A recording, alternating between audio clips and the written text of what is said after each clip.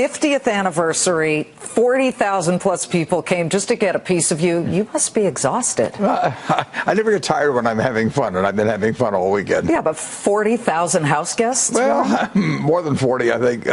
But they're smiling when they come, and they're smiling when they leave. And you charge around that floor. It's kind of unbelievable. The crowds press in on you. You're worth $70+ billion. Are you ever worried or nervous? I think people look at that and think, what's he doing? No, I enjoy it. I mean, they're our partners, and it's great to have them come here. They came from 53 countries this year, and more than 40,000, and we want them to have a good time. Well, that's unusual in and of itself that you say they're our partners. Most CEOs, I don't want to say resent their smaller shareholders, but they certainly don't want to take 5 hours of questions from them, let alone walk among them. You're sitting there charging again through the crowd. You're taking selfies. You're letting people hug you, doing all kinds of things. You do a newspaper toss with them. Why do you do this? I love them. And we have economic principles that we print in our annual report, at the back of the annual report every year. And the very first principle is that although our form is corporation, our attitude is partnership. And Berkshire Hathaway evolved out of a partnership that I ran in the 1960s, started with my family. And so I always look at these people as partners, and I absolutely prefer small shareholders to big institutional shareholders. I mean, I like the idea that we have over 1 million people and they're participating, and overwhelmingly they buy the stock as something to own the rest of their lives. Well, not only do you love them, you say that you stick up for them too. You called Airbnb in advance of the shareholder meeting because you have people staying as far away as Des Moines, Iowa, and you didn't want them to get gouged with high hotel prices. Yeah, we had a few hotels that went to 4-day minimums and things like that, and it's my job. I'm sort of the mother hen. It's my job to look after the shareholders, and I try to do that. Airbnb jumped in. In fact, I think they even put your own childhood home up for rent. Yeah, in fact, I think they had a contest. They had a contest. I think. Well, yeah, they paid a substantial sum to the person that lives there. I happen to know who she is, and then they had this contest for whoever wrote the best something or other.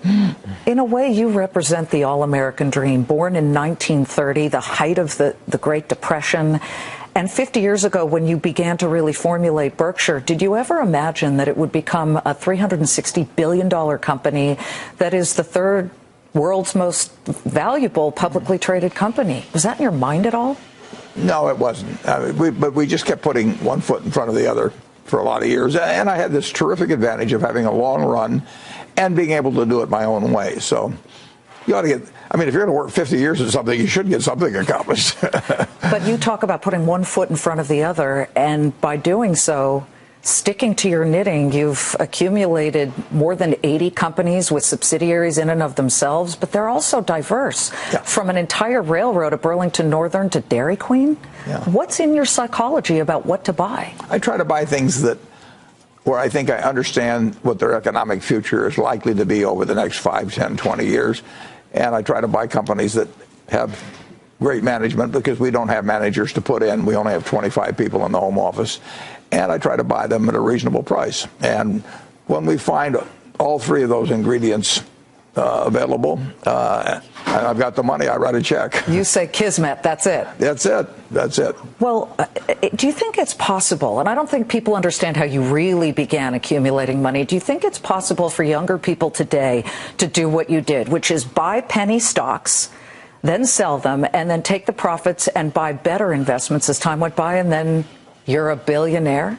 Well, I think there'll be a number of young people out there that are 8 or 10 years old now that will accomplish it, and there'll be a whole lot more that try it and don't. Do you remember some of the penny stocks that you first bought? Well, they weren't penny stocks, but they were cheap stocks. They were not penny stocks. In fact, some of them sold at very high dollar prices per share, but they were so-so companies. They were not great companies like we try to own now, but they were cheap. We called them cigar butts because they were there on the street and kind of soggy and didn't look like very much, but they had one puff left in them, and the puff was free. And I sort of learned investing that way, and then my to-be partner Charlie Munger straightened me out after a while and said, let's buy wonderful companies at fair prices rather than fair companies at wonderful prices.